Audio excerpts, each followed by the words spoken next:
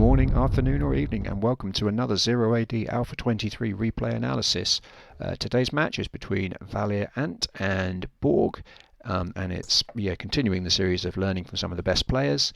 It's a standard lineup of options, so it's mainland, small map, 300 population capacity. Obviously the mainland map means that there'll be no risk of needing to make naval vessels, and other than that, they had random choice of civilizations. So in order to find out which ones they got, let's go and check out the game. So the question on everyone's lips is going to be, which civilizations did they get in their random draw? So in the north, playing in the red, I suppose you could say in the red corner, we have Borg. He has drawn a pretty decent faction. He's got to be pleased with the Gauls, very easy to play with, good mixture of troops and some nice heroes. In the south, we have ValihrAnt, and he's been, well, less fortunate in my opinion, because he's got the Seleucids. The big issue for him with the way that they've been drawn is that Seleucids don't really have access to swordsmen, and the Gauls' only siege weapon is rams. So he's basically going to have to use elephants, or he'll build a military colony. Colony? Yeah, that is right. I always say colony or Connolly and get them the wrong way around, but not in this instance. So he'll need to build one of those to get any swordsmen, but they don't even have sword cav at all, or even Malay cav, except through this military colony, which isn't particularly helpful for them. But that's that's the luck of the draw, I suppose. So you've got to make the best of what you got. So let's just speed it up. We'll watch the intro, but not in a huge amount of detail. So you can see that ValihrAnt's gone straight for the berry upgrade. He's got only 6 women working on food, and he's got his cavalrymen going as well, and the rest of his forces are all on wood. And he's got another 5 women coming, and they're going to either go on to wood or they're going on to berries, obviously. So Borg has started much the same. He got the berry upgrade as well. Both of them got that despite the fact that they don't have additional berries. I don't think so. That's interesting because I wouldn't have done that, but they're much better than me, so go for it. It seems like the berries are a good option. Borg's noticed there's some sheep there which he could hunt. They're probably close enough that he could use the town centre, but he could also build a farmstead over there to make that a little bit quicker, but there's only 3 sheep. And in fact, if we check out the map, we'll see there are a group of deer here, another group just outside ValihrAnt's territory, and you can see he has gone for that. So he's building a farmstead so that he can access these deer and deposit the meat pretty quickly. He's not doing that over at this end, but he's clearly realised that with 2 groups of, if we just have a look from his point of view, he's got 2 groups of animals to hunt, so he's going all in for the cavalry, which implies as well that once those animals have been dealt with and the food has been stored, he can then use those cavalry to harass Borg, which I am confident he will do. Borg has got a small group of deer here, but hasn't actually done anything. Does he know they're there? Yeah, he does know they're there, but he hasn't actually gone out of his way to get them yet. In fact, he hasn't trained, whatever, spawned any cavalry whatsoever. He's just got his original cav. He hasn't even looked at much of the map. And actually, with 4.5 minutes in, neither of them have really seen much of the map at all, so showing each other quite a lot of respect at this point.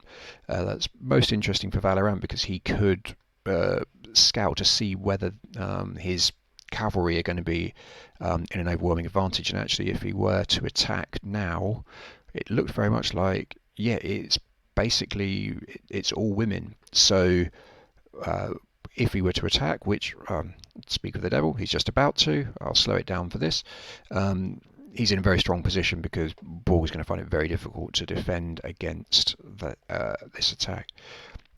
Obviously, if he had scouted in advance and he knew that Borg had absolutely no soldiers and it was all women, he would be able to. I mean, he has actually just, if we have a quick look, he's got a few soldiers that have spawned, but this is basically going to be pretty much a free hit on Borg's economy, particularly the the wood gatherers, there aren't any more wood gatherers around. So he sent a small group to run away, but the majority of the women are dead, and now he's over here just taking advantage of the fact that Borg hasn't actually put his women in. Oh, it's pretty much full is the reason why. So he didn't put them in the civic centre because there was not space in the civic centre for them to go to. If we look now, you can see ValihrAnt's horses haven't really taken much of a hit at all from that, but Borg unfortunately is going to lose. Well, unfortunately for him, fortunately for ValihrAnt, he's going to lose a load of these women here as they just get massacred, marching to their deaths, like I don't know, like something that marches to their deaths. I was going to say lemmings, but that's not. I suppose you could say that, although I believe that's also an urban myth based on the games. Perhaps lemmings don't even kill themselves. Who knows? Probably lots of people is the answer to that. Unfortunately for you, though, I'm not one of them. So he lost a few cavalry, but some of them survived with very little health. So we got a guy on 57, 59, so around 50% health, but still survived. Now, is that going to influence Borg's approach? So you can see that he's now about 12 people behind, but he has instantly got 4 cavalry coming to it in addition to his one that he already has, and he's got a farmstead right here so that he can get these deer as quickly as possible. So very, very good play, and it's interesting there that you would have noticed Borg didn't put all of his women into the civic centre immediately, but he also, he managed to carry on getting resources. And this is an interesting thing as well. There, he's noticed that he's more than the width of a drop site from the wood, so he has moved that. He's built another drop site to allow him to deposit that wood incredibly quickly. You can see that the people are literally just turning around, in goes the wood, and it makes collection of materials that much quicker. So after building a couple of cavalry, he's actually just going to skirmishers now. He's not looking to build up his cavalry for a counterattack. He's building up his defensive options to make sure that he's going to be in a strong position to be able to get to repel any attacks, but he's not actually looking to counter particularly. Look at ValihrAnt. On the other hand, he's got a few defensive troops there, but mostly he's got women, and he has got his cavalry that are currently healing in the town centre. If we look, he's on 79. He's still 11 or so clear, and their skirmish. I wonder if he's going to look to train more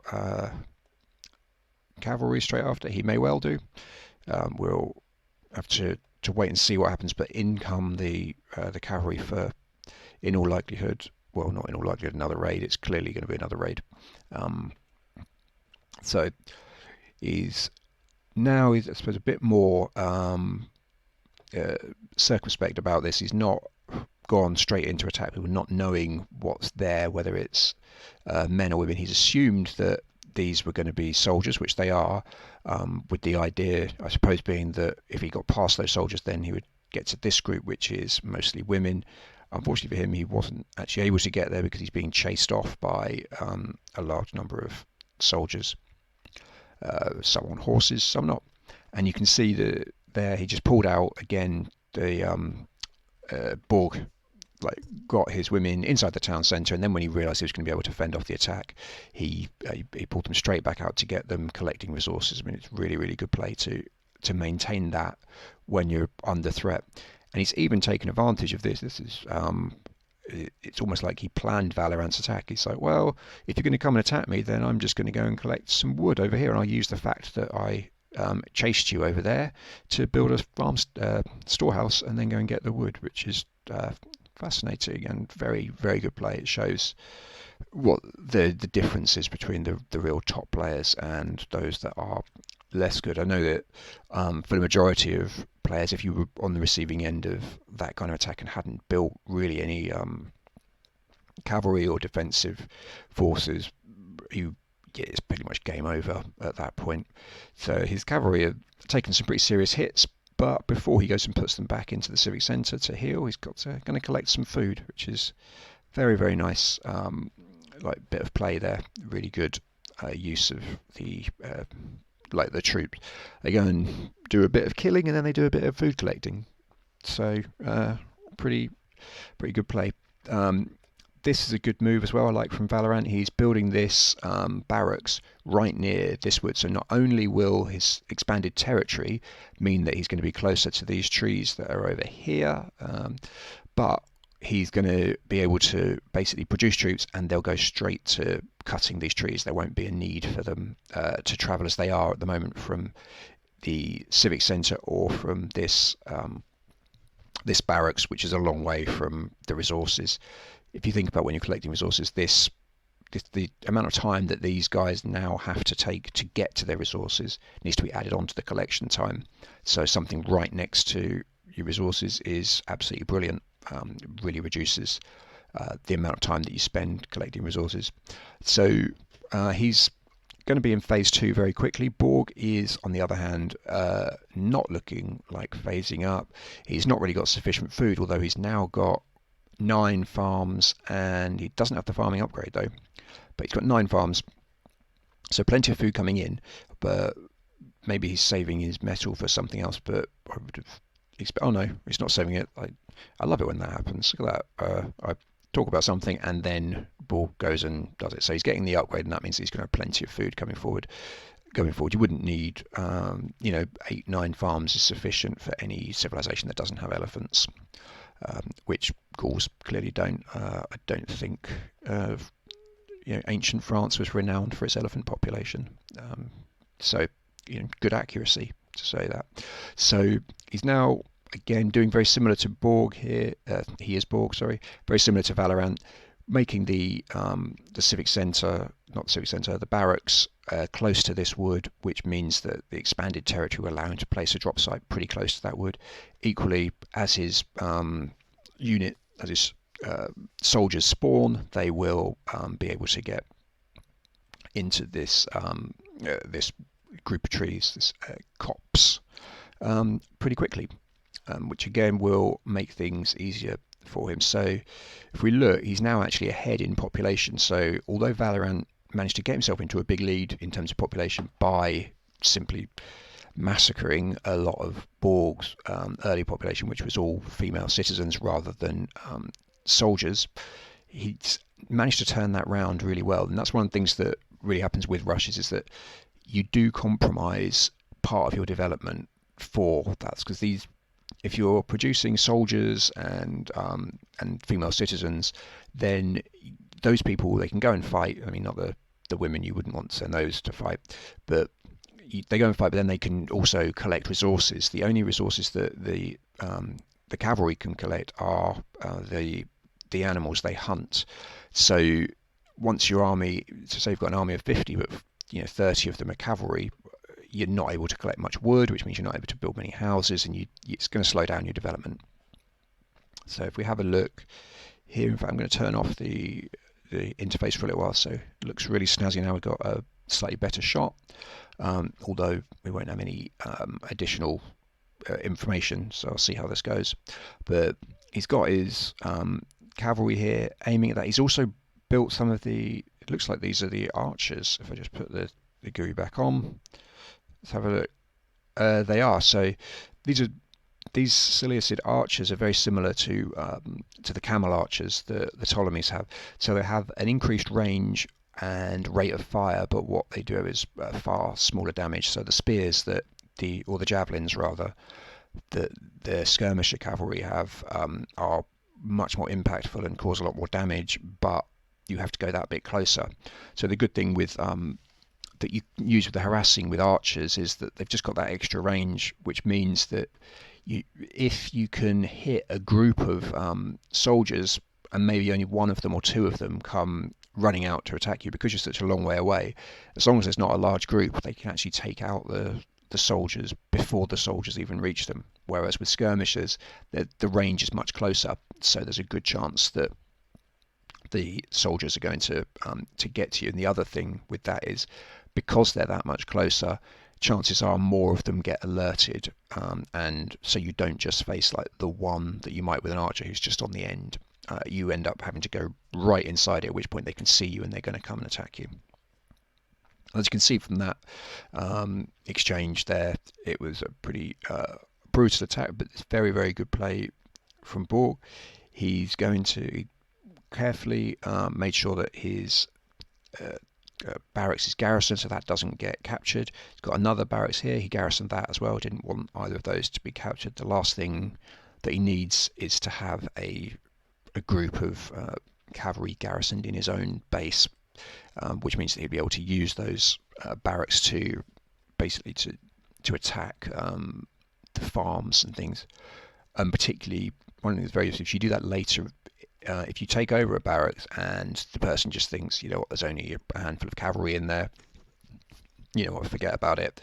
Later on in the game, when they literally have forgotten about it, you then can use that to create troops. So you get a huge batch, say, of like 20 slingers or 20 whatever, and those will just jump out and massacre people. And then, you know, it's something that you wouldn't be expecting.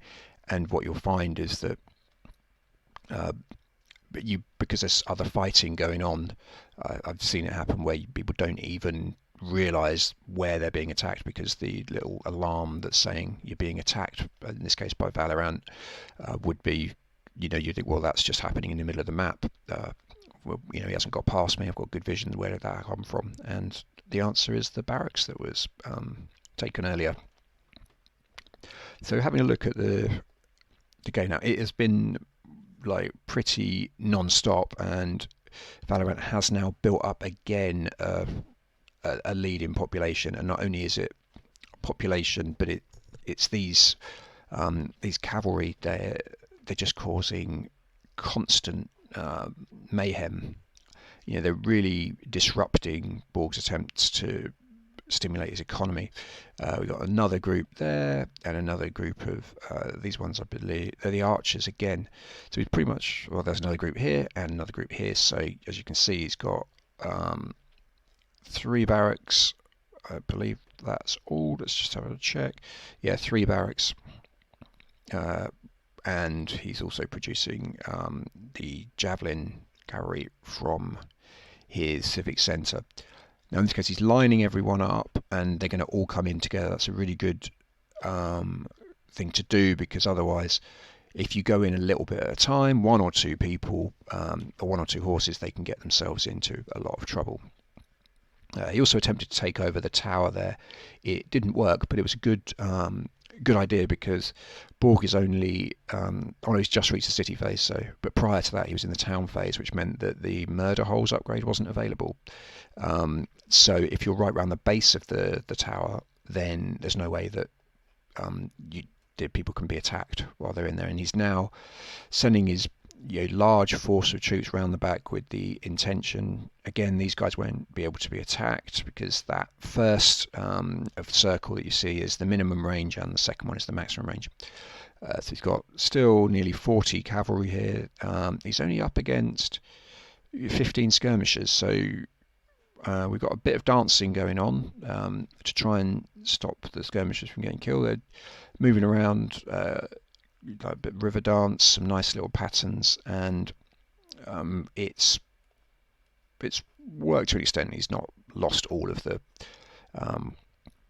skirmishers.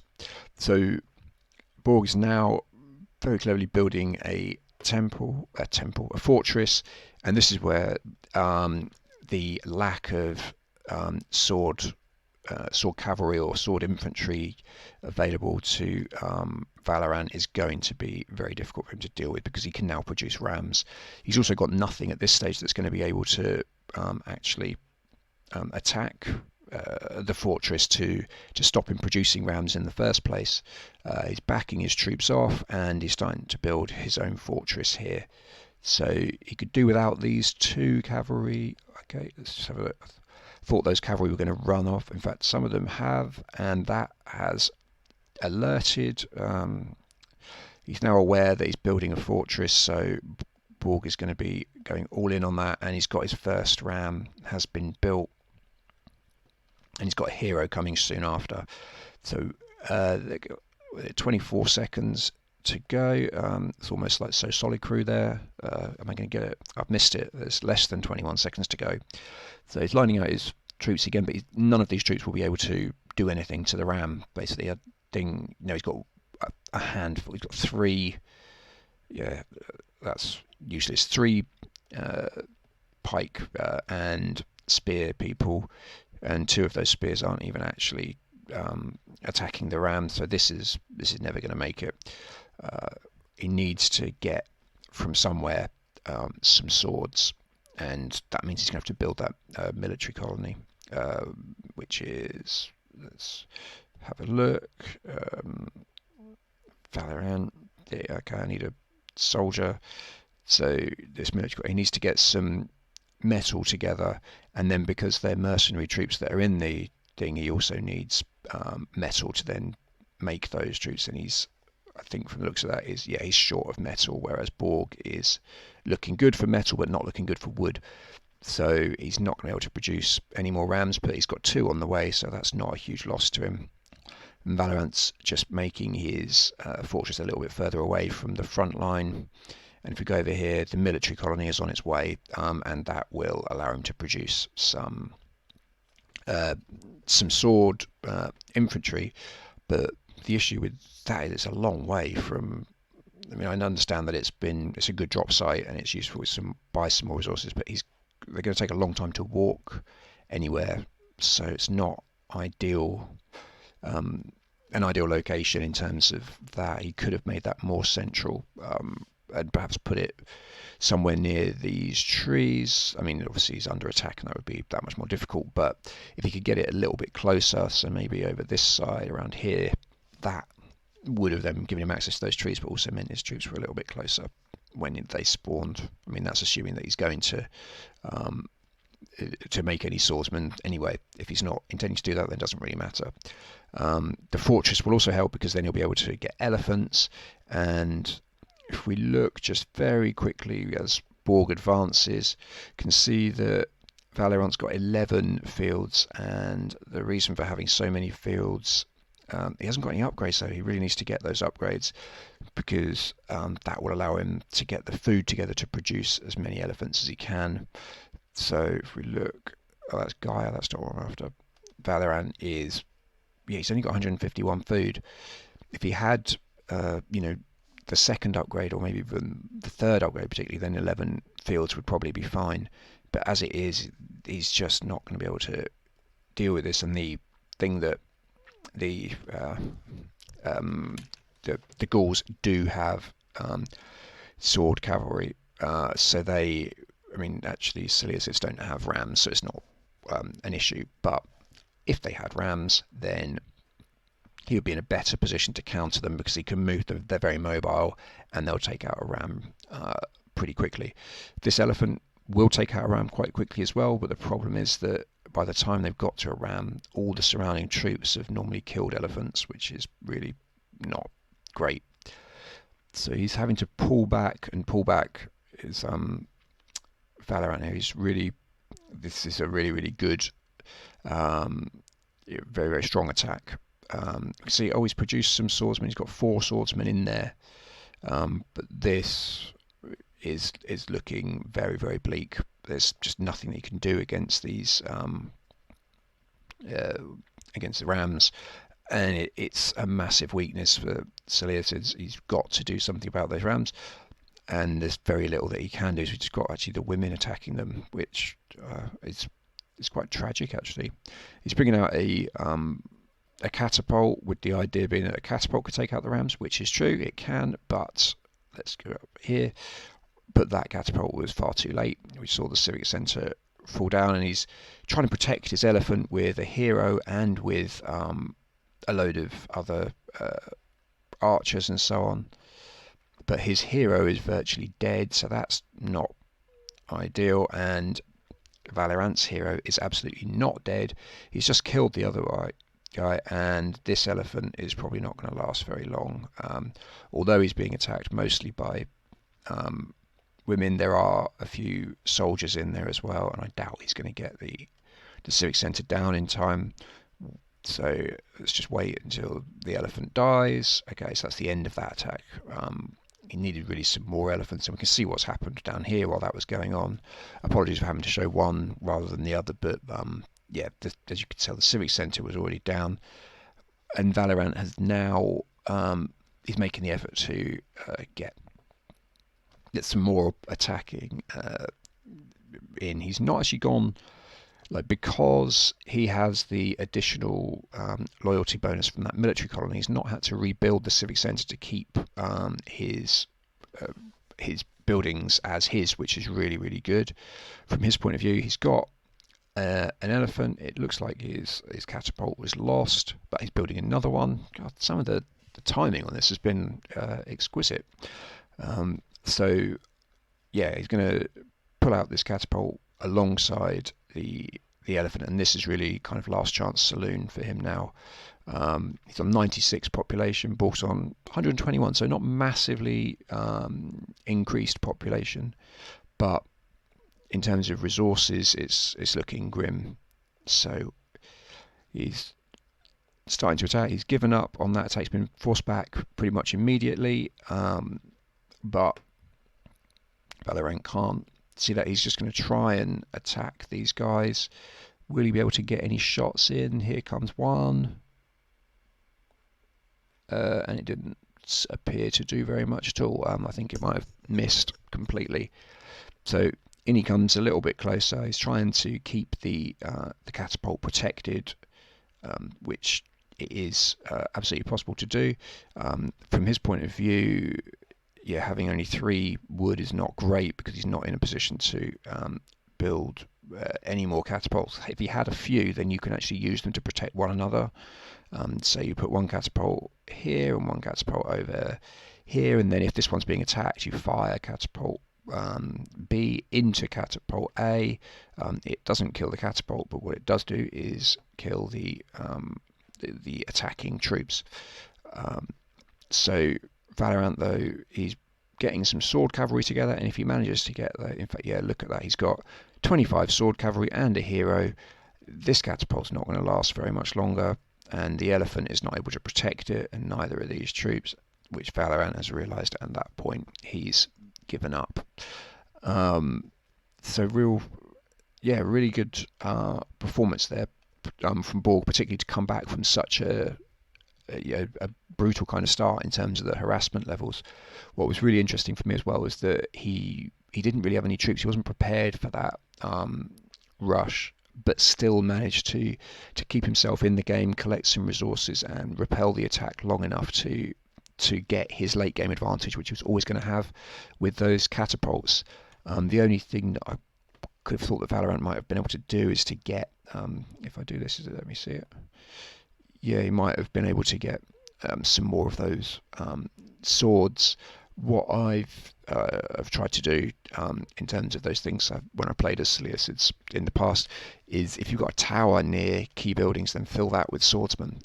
The towers themselves will naturally attract the rams, so people will generally send them towards the towers, which means they'll actually send them to your swordsmen just to be killed, if you can manage that. But in this case, it was just he was up against it from the start and didn't manage to win the game, but still both players performed really, really well. If you enjoyed ValihrAnt and his performance, then please do check out his channel. I'll put a link up. I'll try and get it early on in the video, but if you're just noticing it, the little eye in the corner, then that's a link to his videos. He's a very good player, and he's got a really good kind of sense of humour in the way that he records a lot of live things, ends up chatting to his cavalry and his swordsmen, which it makes me chuckle. But yeah, anyway, that's enough of that. I hope you enjoyed the video, and hit like, hit subscribe, do all those sorts of things, and I'll see you next week for another video. Cheers.